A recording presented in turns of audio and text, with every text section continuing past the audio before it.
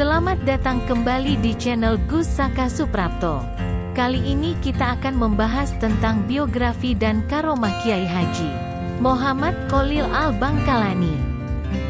Syaikhona Kholil lahir pada hari Selasa tanggal 11 Jumadil Akhir 1235 Hijriah.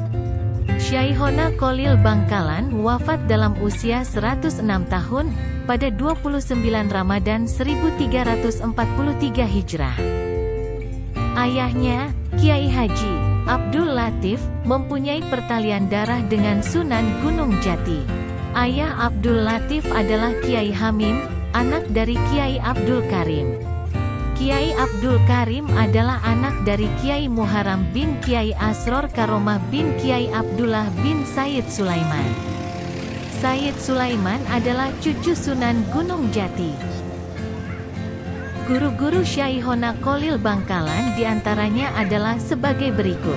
Kiai Haji Abdul Latif, ayahnya. Tuan Guru Dawuh, Buju Dawuh. Tuan Guru Agung, Buju Agung.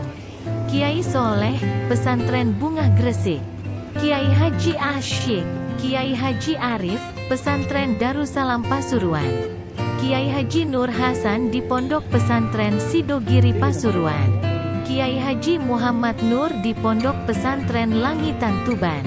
Kiai Haji Abu Zarin. Kiai Haji Abdul Basar, Pesantren Al-Asriyah Banyuwangi. Syekh Ahmad Hatib Sambas. Syekh Abdul Atsem Al-Maduri. Syekh Ali Rahbini. Syekh Nawawi Al-Bantani di Mekah. Syekh Utsman bin Hasan Ad-Dimyati. Sayyid Ahmad bin Zaini Dahlan di Mekah. Syekh Mustafa bin Muhammad Al-Afifi Al-Maki di Mekah. Syekh Abdul Hamid bin Mahmud Asis Syarwani di Mekah. Berikut di antara karomah Syaikhona Kholil Bangkalan dan beberapa murid beliau. Kiai Masum, Lasem, Rembang, dikurung, disuruh ngajar dan didoakan.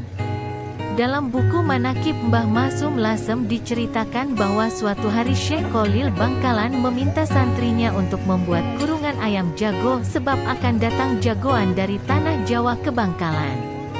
Keesokan harinya datang seorang pemuda bernama Muhammadun, nama Mbah Masum waktu muda, yang berusia 20 tahun dari tanah Jawa. Oleh Syekh Kholil, pemuda itu diminta masuk ke dalam kurungan ayam jago yang telah dibuat santrinya. Dengan penuh takzim pemuda itu pun masuk dan duduk berjongkok ke dalam kurungan ayam jago. Syekh Kholil kemudian berkata kepada santri-santrinya, "Inilah yang kumaksudkan sebagai ayam jago dari tanah Jawa yang kelak akan menjadi jagoan tanah Jawa." Pada awal nyantri, Mbah Lasem malah disuruh mengajarkan alfiyah kepada santri-santri Syekh Kholil di dalam kamar yang tidak ada penerangnya. Mbah Masum hanya nyantri selama 3 bulan. Ketika hendak pulang, Mbah Kholil memanggilnya seraya mendoakannya dengan doa sapu jagat. Kiai Hashim Asy'ari, Tebuireng, Jombang, disuruh manjat, angon dan masuk septic tank. Ketika awal nyantri, Hashim Asy'ari muda disuruh naik ke atas pohon bambu. Sementara Syekh Kholil terus mengawasi dari bawah sembari memberi isyarat agar terus naik dan tidak boleh turun sampai ke pucuk. Sebagai murid, Kiai Hashim tidak pernah mengeluh ketika disuruh apapun oleh gurunya, termasuk ketika disuruh menggembalakan kambing dan sapi, mencari rumput dan membersihkan kandang. Selain itu, saat Syekh Kholil kehilangan cincin pemberian istrinya yang jatuh di kamar mandi, Kiai Hashim memohon izin untuk mencarinya. Setelah diizinkan, sejurus kemudian beliau masuk ke septic tank dan mengeluarkan isinya. Hingga terucap doa, "Aku ridha padamu wahai Hashim, kudoakan dengan pengabdianmu dan ketulusanmu, derajatmu ditinggikan. Engkau akan menjadi orang besar, tokoh panutan, dan semua orang cinta padamu." Kiai Wahab Casbullah Tambak Beras, Jombang, dianggap macan. Pada suatu hari Syekh Khalil memanggil semua santri dan memerintahkan agar penjagaan pondok diperketat karena tidak lama lagi akan ada macan masuk ke pondok karena di dekat pondok ada hutan rimba. Pada minggu ketiga, pada saat santri berjaga ada pemuda kurus, tidak terlalu tinggi dan membawa tas koper seng masuk ke komplek pondok pesantren. Begitu sampai di depan rumah Syekh Khalil, pemuda itu mengucapkan salam. Mendengar salam pemuda tersebut, Syekh Khalil justru malah berteriak memanggil para santrinya. "Hai santri-santri, macan, macan, ayo kepung, jangan sampai masuk ke pondok." Mendengar teriakan Syekh Khalil, serentak para santri berhamburan membawa pedang, celurit, tongkat untuk mengusir macan, yang tidak lain adalah pemuda itu.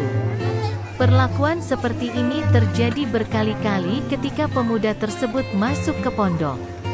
Karena rasa takut dan kelelahan, akhirnya pemuda tersebut tidur di bawah kentongan yang ada di musola pesantren. Ketika tengah malam, dirinya dibangunkan dan dimarah-marahi oleh Syekh Khalil. Setelah itu dirinya diajak ke rumahnya dan dinyatakan sebagai salah satu santri. Pemuda yang dimaksud itu adalah Abdul Wahab Hasbullah yang menjadi salah satu pendiri NU dan benar-benar menjadi macan NU.